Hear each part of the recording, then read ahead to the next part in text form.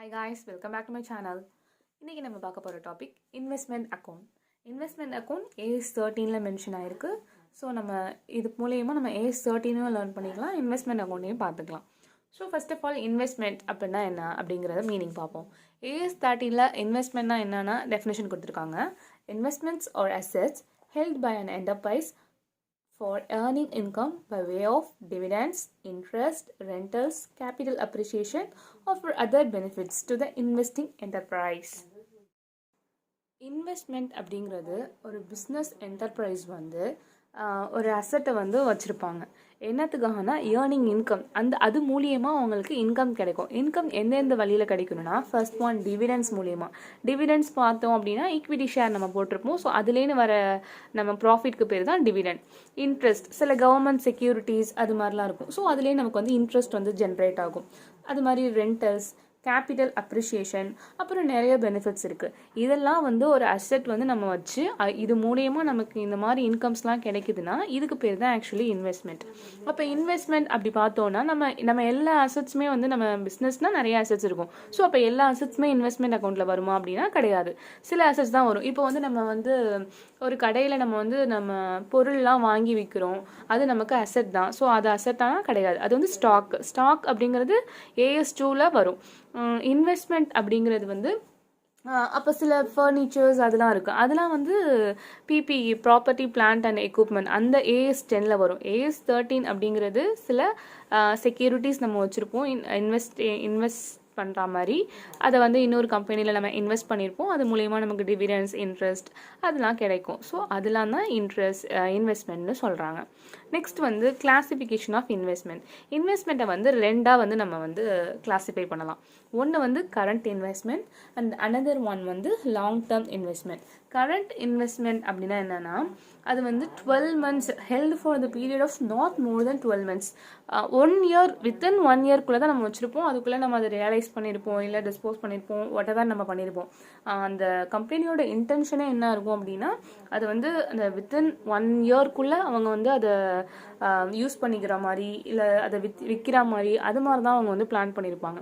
So intention of the management என்னவோ அதுதான் வந்து held for the period not more than 12 months. அது வந்து கரண்ட் இன்வெஸ்ட்மெண்ட். லாங் டேர்ம் இன்வெஸ்ட்மெண்ட்னா other than current investment. Current investment எதெல்லாம் இல்லையோ அது எல்லாமே லாங் டேர்ம் இன்வெஸ்ட்மெண்ட் அப்படின்னு சொல்கிறாங்க. ஸோ இதை வந்து ரெண்டாக நம்ம வந்து கிளாஸிஃபை பண்ணியிருக்கோம். ஒன்று வந்து current investment and another one வந்து லாங் டேர்ம் இன்வெஸ்ட்மெண்ட். இது வந்து ஃபர்ஸ்ட் வந்து எப்படி வந்து ரெகக்னைஸ் பண்ணுவாங்கன்னா ஃபஸ்ட்டு ஸ்டார்டிங்கில் இனிஷியல் ரெகக்னிஷனுங்கும் போது காஸ்ட் எவ்வளோக்கு வாங்கியிருக்கோமோ அவ்வளோதான் பண்ணுவாங்க. பட் அட் த இயர் எண்டில் வந்து நம்ம வந்து பேலன்ஸ் ஷீட் போடுவோம். ஸோ அப்போ ஒவ்வொருட அசட்டோட வேல்யூ என்ன அப்படிங்கிறத நம்ம வேல்யூ பண்ணுவோம். அப்போ வேல்யூ பண்ணும்போது கரண்ட் இன்வெஸ்ட்மெண்ட்னா எப்படி வேல்யூ பண்ணணும், லாங் டேர்ம் இன்வெஸ்ட்மெண்ட்னா எப்படி வேல்யூ பண்ணணும்னு சொல்லிட்டு இருக்குது. கரண்ட் இன்வெஸ்ட்மெண்ட்டை பொறுத்த வரைக்கும் அட் த இயர் எண்டில் வந்து lower of cost or fair value, cost அல்லது ஃபேர் வேல்யூ, இது ரெண்டுத்தில் எது கம்மியாக இருக்கோ அந்த வேல்யூவை தான் பேலன்ஸ் ஷீட்டில் அட் த இயர் எண்டில் வந்து நம்ம வேல்யூ பண்ணுவோம். இதுவே லாங் டேர்ம் இன்வெஸ்ட்மெண்ட் அப்படின்னா அதை காஸ்ட்டில் என்ன விலைக்கு வாங்கினோமோ அதே விலை தான் வந்து இயர் எண்ட்லேயும் நம்ம வந்து வேல்யூ பண்ணுவோம். Unless if permanent reduction in value costless provision. இப்போ அந்த நம்ம வாங்கின இன்வெஸ்ட்மெண்ட் வந்து ஏதாச்சும் ஒரு லாஸ், அந்த நம்ம போட்டு அந்த வாங்கின இன்வெஸ்ட்மெண்ட்டில் வந்து லாஸ் நடந்திருக்கலாம்.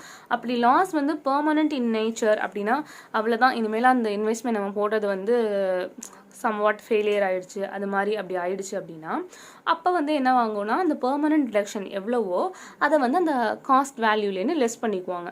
அந்த லெஸ் பண்ண வேல்யூ வந்து ப்ரொவிஷனாக வந்து ப்ராஃபிட் அண்ட் லாஸ் அக்கௌண்ட்டுக்கு கொண்டு போயிடுவாங்க. இதுவே வந்து டெம்ப்ரரியாக அந்த லாஸ் நடந்துருச்சு அப்படின்னா அந்த டெம்ப்ரரி லாஸ் என்னவோ அதை வந்து அவ்வளோவா கன்சிடர் பண்ணிக்க மாட்டாங்க, அதை ரெடியூஸ் பண்ண மாட்டாங்க, அது அப்படியே தான் காஸ்ட்லேயே தான் பண்ணுவாங்க. பெர்மனன்ட் ரிடக்ஷன் இன் வேல்யூவாக இருந்தால் மட்டும்தான் காஸ்ட்லேன்னு எவ்வளோ குறைக்குமோ அதை குறைச்சிட்டு இல்லை காஸ்ட்லெஸ் ப்ரொவிஷன் தான் நம்ம போடுவோம். அந்த ப்ரொவிஷனை வந்து நம்ம ப்ராஃபிட் அண்ட் லாஸ் அக்கௌண்ட்டுக்கு நம்ம வந்து அதை கொண்டு போயிடுவோம். ஸோ கிளாசிஃபிகேஷன் அண்ட் இதை வந்து இப்படி தான் வந்து நம்ம வேல்யூ பண்ணுவோம். நெக்ஸ்ட்டு வந்து categories of investment on the basis of income. இன்கம்மை பொறுத்து இன்வெஸ்ட்மெண்ட்டை வந்து ரெண்டாக நம்ம வந்து பிரிக்கலாம். ஃபர்ஸ்ட் ஒன் என்ன அப்படின்னு பார்த்தீங்கன்னா ஃபிக்ஸட் இன்கம் பியரிங் ஸ்கிரிப்ட்ஸ். ஸ்கிரிப்ட்ஸுங்கிறது ஒன்றும் கிடையாது, it's just document, securities like that, அந்த மாதிரி மீனிங் தான் வரும். அண்ட் நெக்ஸ்ட் ஒன் வந்து வேரியபிள் இன்கம் டியூரிங் ஸ்கிரிப்ட்ஸ். அதாவது ஃபிக்ஸடு நமக்கு வந்து ஃபிக்ஸடாக இன்கம் தரக்கூடியது ஒன்று. இன்னொன்று வந்து வேரியபிள், சம்டைம்ஸ் வந்து ஒரு மாதிரி இருக்கும், இன்னொரு டைம் வந்து வேறு மாதிரி நமக்கு நமக்கு அதில் என்ன இன்கம் கிடைக்கும், அது மாதிரி வேரியபிள் கிடைக்குது. இதுக்கு எக்ஸாம்பிள்னா ஃபிக்ஸட் ரேட் ஆஃப் இன்கம். இதுக்கு நமக்கு எப்பொழுதும் வந்து என்ன ஃபிக்ஸ் பண்ணாங்களோ அது இப்போ ஒரு 5,000னா மந்த்லியோ இல்லை இயர்லியோ நமக்கு 5,000 கிடைச்சிக்கிட்டே இருக்கும். அக்ரூஸ் ரெகுலர்லி, அது மாதிரி நமக்கு இஃப் சப்போஸ் அவங்க கொடுக்காட்டியும் அது வந்து அக்ரூ ஆகிக்கிட்டே இருக்கும். அது வந்து அந்த நமக்கு கொடுக்க வேண்டியதோடு அது சேர்ந்துக்கிட்டே இருக்கும். பட் இதில் வந்து இன்கமும் வந்து ஃபிக்ஸடாக இருக்காது, இது வந்து கீப் ஆன் சேஞ்ச் ஆகிக்கிட்டே இருக்கும். அது மாதிரி அக்ரூஸும் ஆகாது. இப்போ சப்போஸ் இந்த தடவை நமக்கு ப்ராஃபிட் இல்லை அப்படின்னா அவ்வளோதான், அது வந்து அந்த பழைய கணக்கோட நமக்கு சேர போகிறது கிடையாது. Doesn't accrues regularly. இதில் எக்ஸாம்பிள் பார்த்தோம் அப்படின்னா ஃபிக்ஸட் இன்கம் அப்படின்னா கவர்மெண்ட் செக்யூரிட்டிஸ், அப்புறம் டிபெஞ்சர்ஸ், பான்ஸ்க்கு, அது மாதிரி உள்ளதுலாம் வந்து ஃபிக்ஸடாக நமக்கு வந்து சில ரேட் ஆஃப் இன்ட்ரெஸ்ட் அது மாதிரி கொடுத்துருப்பாங்க. ஸோ அது வந்து நமக்கு கொடுத்துக்கிட்டே இருப்பாங்க. இப் சப்போஸ் அவங்களுக்கு ஏதாவது கொடுக்க முடியலைனாலும் நெக்ஸ்ட் கொடுக்கும் போது அது அக்ரூ ஆகிருக்கும். ஸோ நம்ம அதுக்கு எக்ஸ்ட்ராவாக நம்ம அப்போவே அந்த நெக்ஸ்ட் மந்த்தோ இல்லை நெக்ஸ்ட் இயரோ அந்த டேர்ம் வரும்போது நம்ம வாங்கிக்கலாம். பட் இதை பொறுத்த வரைக்கும் அக்ரூஸ்லாம் ஆகாது. எப்போ அந்த வருஷம் என்னவோ அதுதான். எக்ஸாம்பிளுக்கு வந்து ஈக்விட்டி ஷேர்னால் என்ன, அவங்களுக்கு நமக்கு டிவிடெண்ட்ஸ் கொடுப்போம், ஒரு ஃபிக்ஸட் ரேட்டில் கொடுப்போம். ஃபிக்ஸட் ரேட் கிடையாது, ஒவ்வொரு வருஷமும் மாறும். அப்படி மாறும்போது ஒரு வருஷம் நமக்கு இல்லை அப்படின்னா அவ்வளோதான், இல்லை தான்.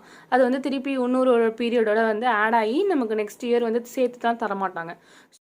ஸோ இது ரெண்டுத்தோட அக்கௌண்டிங் ட்ரீட்மெண்ட் பார்த்திங்கன்னா கம்ப்ளீட்லி டிஃப்ரெண்ட். இதுக்கு வேறு மாதிரி நம்ம அக்கௌண்ட்ஸ் பண்ணுவோம், இதுக்கு வேறு மாதிரி அக்கௌண்ட்ஸ் பண்ணுவோம்.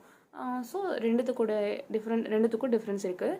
ஸோ ஃபஸ்ட்டு வந்து நம்ம வந்து ஃபிக்ஸட் இன்கம்மை பற்றி நம்ம அது ரிலேட்டடாக உள்ள அக்கௌண்ட்ஸ் வந்து ஃபஸ்ட்டு பார்ப்போம். நெக்ஸ்ட்டு வந்து வேரியபிள் இன்கம் வந்து பார்ப்போம். இப்போ வந்து ஃபஸ்ட்டு வந்து நம்ம ஃபிக்ஸட் இன்கம் அது எப்படி அக்கௌண்ட் பண்ணுறது அப்படிங்கிறத பார்க்கலாம். Transaction for fixed income bearing securities may occur on following basis. First one வந்து X interest basis and another one வந்து cum interest basis. X interest cum interest அப்படின்னு சொல்லிட்டு ரெண்டு பேசிஸில் வந்து ஃபிக்ஸட் இன்கம்மை வந்து நம்ம அந்த டிரான்சாக்ஷன் நடக்கும்போது இது வந்து நடக்கும். எக்ஸ் இன்ட்ரெஸ்ட்னா என்ன, கம் இன்ட்ரெஸ்ட்னா என்னன்னு சொல்லிட்டு நம்ம பார்க்கலாம். இப்போது ஆக்சுவலி கம் இன்ட்ரெஸ்ட் அப்படிங்கிறது எக்ஸ் இன்ட்ரெஸ்ட்டோட ப்ளஸ் அதோட அக்ரூவ்டு இன்ட்ரெஸ்ட்டு, நான் சொன்னேன்ல அக்ரூ ஆகிருக்கும் இன்ட்ரெஸ்ட்னு, அதை ஆட் பண்ணால் வர்றது தான் கம் இன்ட்ரெஸ்ட்.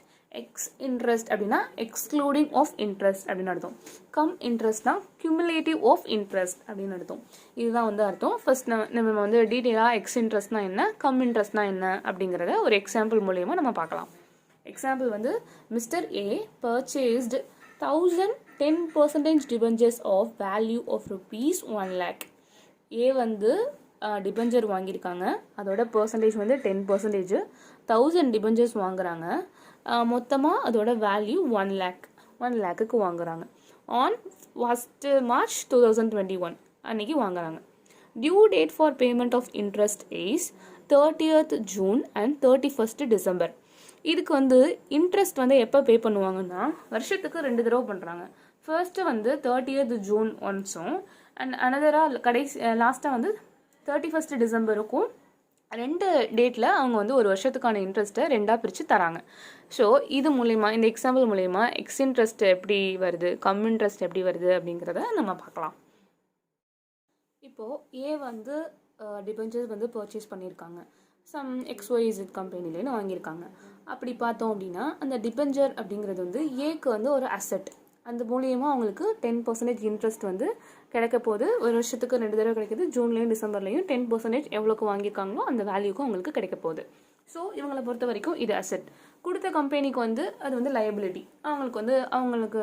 அவங்க இன்ட்ரெஸ்ட் கொடுக்கணும், அது அவங்களோட லயபிலிட்டி.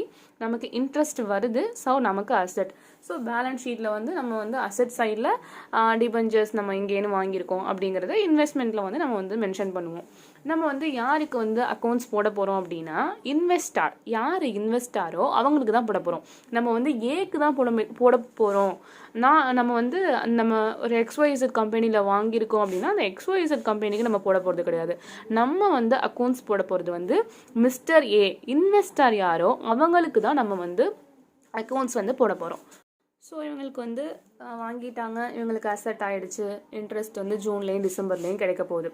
இப்போது அந்த மிஸ்டர் ஏ அப்படிங்கிறவங்களுக்கு இம்மிடியேட்டாக அவங்களுக்கு வந்து ஃபண்டு தேவைப்படுது. ஏதோ சம் பிஸ்னஸ்க்கு யூஸ்க்காக வேண்டி அவங்களுக்கு வந்து பணம் தேவைப்படுது. அவங்கள்ட்ட இருக்கிற இன்வெஸ்ட்மெண்ட்னு பார்த்தோன்னா டிபெஞ்சர்ஸ் தான். பட் டிபெஞ்சர்ஸை விற்றா அவங்களுக்கு காசு கிடைக்கும்.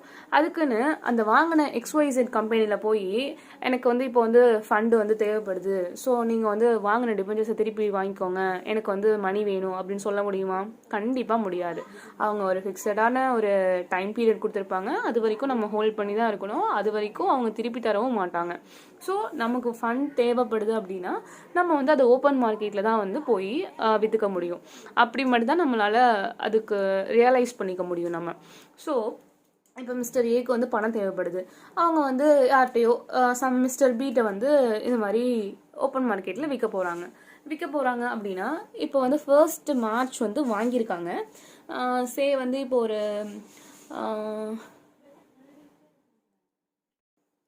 இப்போ அவங்களுக்கு மே மாதம் வந்து தேவைப்படுதுன்னு வச்சுக்கோம். மே மாதம் வந்து அவங்களுக்கு வந்து பணம் வேணும். ஸோ எப்போ விற்கலாம் அப்படின்னா மே 30 வந்து விற்கலாம் அப்படின்னு சொல்லிட்டு வச்சுக்கலாம். இப்போ விற்கலாம் அப்படின்னா இப்போ இவங்க வந்து 1st மார்ச் வந்து ஹோல்ட் பண்ணியிருக்காங்க. இவங்க மார்ச் இருக்குது, ஏப்ரல் இருக்குது, மே இருக்குது, அண்ட் தென் ஜூன் இருக்குது. ஸோ இவங்க மே மாதம் விற்கலாம் அப்படின்னு முடிவு பண்ணிட்டாங்க. ஸோ இவங்க ஓனர் அப்படின்னு பார்த்தோன்னா 1st மார்ச்லேன்னு 30th மே வரைக்கும் இவங்க வந்து மிஸ்டர் ஏ வந்து ஓனர். இவங்க வந்து இப்போ ஒவ்வொரு மாதமும் இவங்களுக்கு வந்து இன்ட்ரெஸ்ட் வந்து அக்ரூவ் ஆகிக்கிட்டே இருக்கும். 1st மார்ச் வாங்கியிருக்காங்களா, ஏப்ரல்லேன்னு மார்ச்லேருந்து ஏப்ரல் வரைக்கும் கிடச்சிருக்கும், ஏப்ரல்லேருந்து மே வரைக்கும் உள்ள இன்ட்ரெஸ்ட் வந்து மிஸ்டர் ஏக்கு வந்து அக்ரூவ் ஆகிக்கிட்டே இருக்கும். இப்போ மிஸ்டர் பி கிட்ட 30th மே அன்னைக்கு அவங்க விற்க போகிறாங்க. எவ்வளோக்கு விற்க போகிறாங்க அப்படின்னா இப்போ இவங்க அது 1 lakh rupees கொடுத்து வாங்கியிருக்காங்க. 1 lakh rupees வந்து காஸ்ட் ஆஃப் இன்வெஸ்ட்மெண்ட் அவங்க கொடுத்தே ஆகணும். ஸோ அதை கொடுத்துருவாங்க.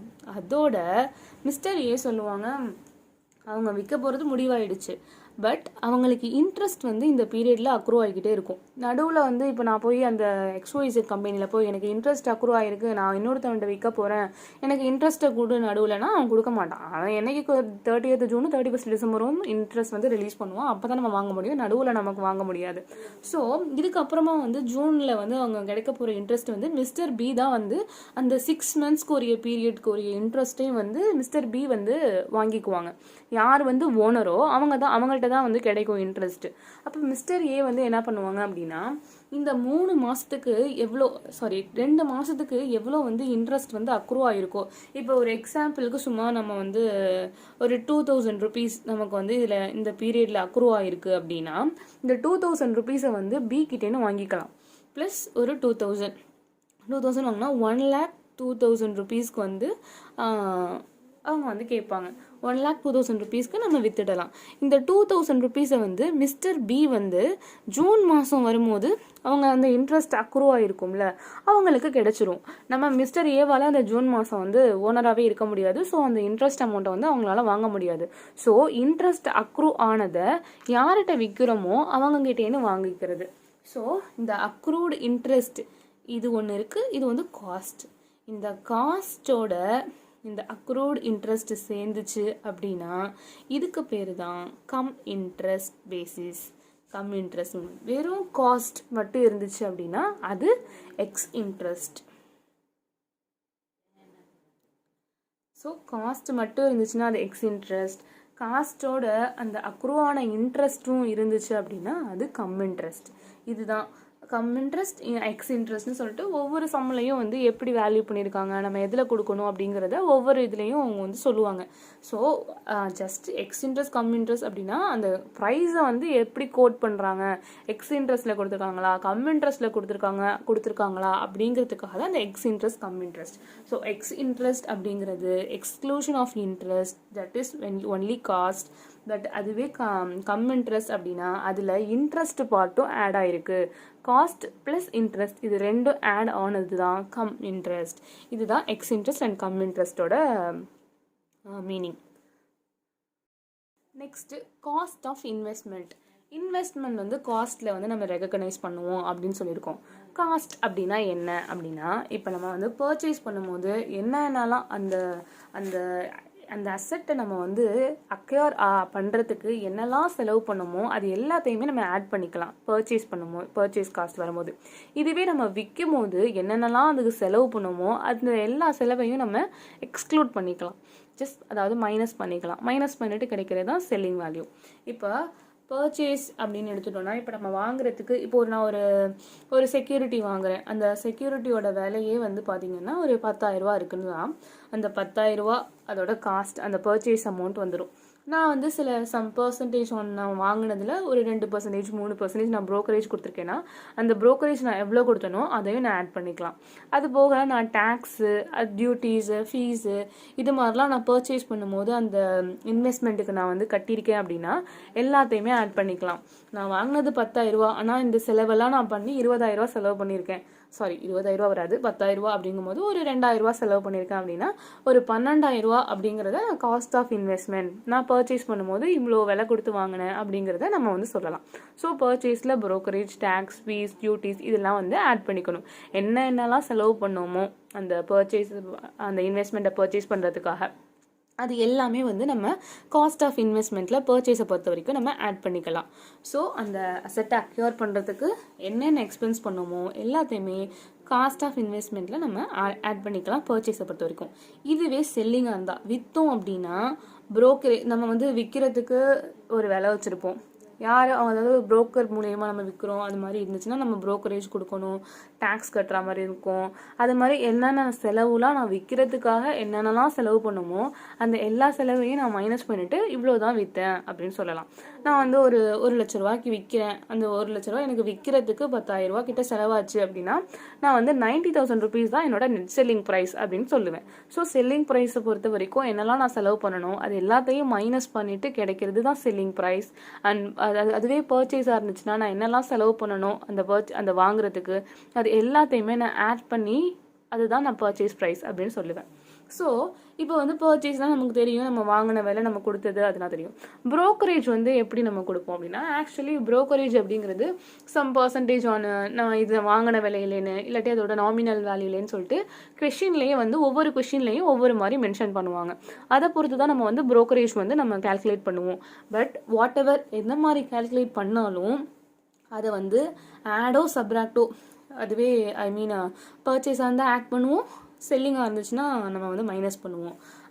அப்படி பண்ணும்போது எக்ஸ் இன்ட்ரெஸ்ட் ப்ரைஸ், அதாவது காஸ்ட்லேன்னு மட்டும்தான் நம்ம வந்து ப்ரோக்கரேஜை வந்து ஆடோ இல்லை டிடக்டோ பண்ணணும். நம்ம வாங்கின விலையிலேன்னு பண்ணிடக்கூடாது. அதாவது எக்ஸ் இன்ட்ரெஸ்ட் அப்படின்னா இன்ட்ரெஸ்ட் பார்ட் இல்லாமல் வெறும் அந்த காஸ்ட்லேன்னு மட்டும்தான் நம்ம வந்து ப்ரோக்கரேஜை வந்து ஆடோ சப்போ பண்ணணும். இது வந்து ப்ரோக்கரேஜை பொறுத்த வரைக்கும் ஒரு குட்டி பாயிண்ட், அதை ஞாபகம் வச்சுக்கணும். ஸோ இதெல்லாம் மட்டும் நம்ம இன்வெஸ்ட்மெண்ட் அக்கௌண்ட்ஸில் தெரிஞ்சுக்குவோம்.